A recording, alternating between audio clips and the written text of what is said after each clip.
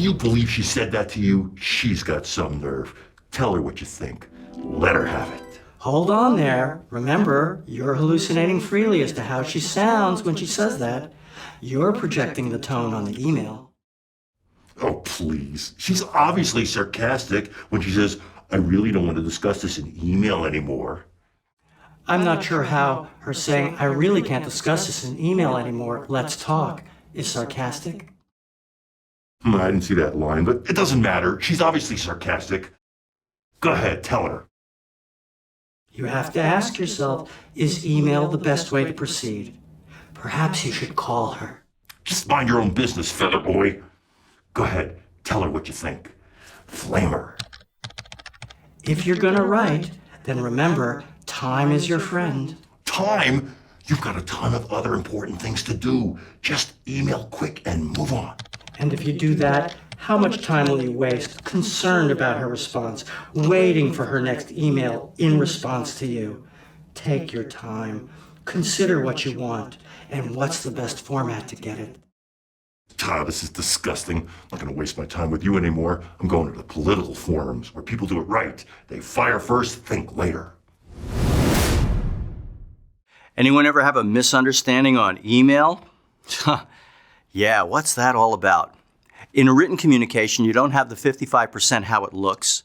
You don't have the 38% how it sounds. It's just a bunch of words, 7%. Well, what that allows you to do is hallucinate freely as to how you think the other person sounds when they say it. And your hallucinations are based on your blood sugar curve, your stress level, and everything you've got going on that day. You know, I've been teaching communication since 1980, and I'm amazed at how much more conflict there is in writing since we entered the digital age. Part of the seduction is it's quick, not to mention we have a big volume to deal with, so we get in a real get-it-done mode with email. So we get something, we read quickly, we hallucinate freely, we respond quickly. Misunderstanding. Just because an interaction began in the email format does not mean it should continue in the email format.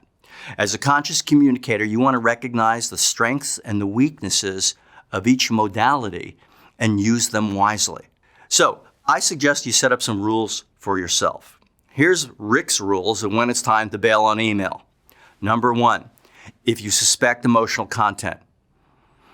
Conscious communicators, repeat after me on 3. I am hallucinating freely. 1, 2, 3. I am hallucinating freely. You don't know how people sound.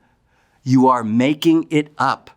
Now, you may be right, you may be half right, but it's still your fantasy. It's a projection. If you're hallucinating that they're having a strong emotional response, if you are having a strong emotional response to whatever you're hallucinating about, treat that as a signal better to bail on email. If you have to ask more than X questions, and I would say X equals 1, yes or no.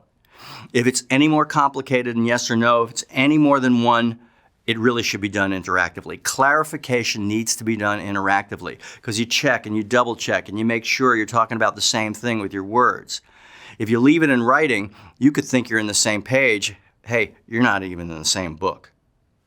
And last but not least, you want to bail on email if you write something and you just have a little bit of a concern about how they might take it. Better to bail on email. Now, you know it's time to stay in writing if you need to complete a communication and you might not do it in person. Maybe you're intimidated by this person, so you won't say what you feel. Or maybe they're very get it done, or they're a tank and they're likely to talk over you and run over you. Then you got to write it all down. If you need to document information, that's what writing is for.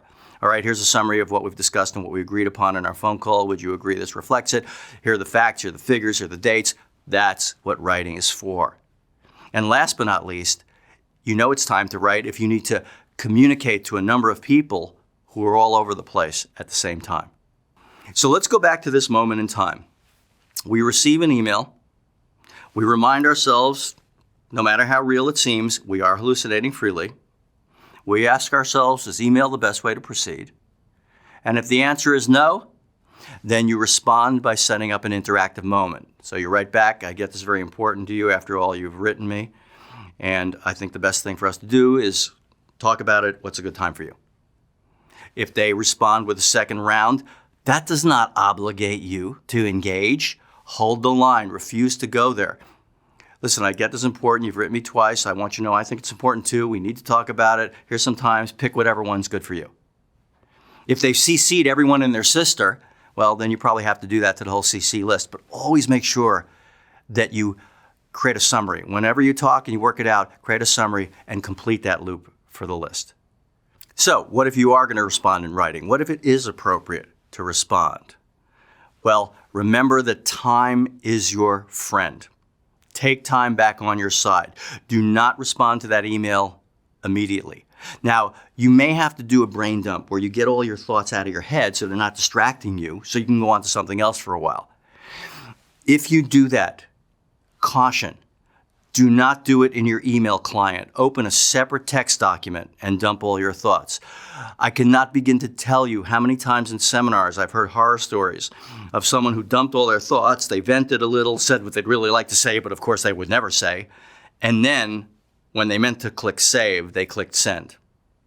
Beware. Stay out of the email client.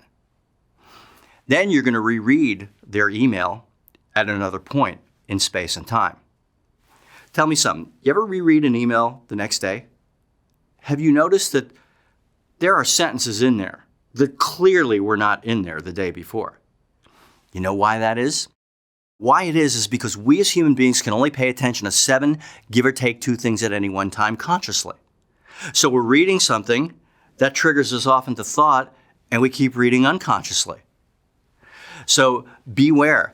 You definitely want to reread emails at other points in time before you give a final response. And a little trick to make sure you're not missing things, I would suggest before you send your email, reread it out loud and listen to your tone. Is the meaning of your email tone dependent? See, this is especially true when we're joking, because a lot of times what makes something funny is the contrast between how you sound and what gets said. But you cannot depend on people hearing it in the tone in which you mean it. So when you read out loud, listen for tone dependency. And if you hear that what you're saying and the meaning is really dependent on tone, you need to rewrite.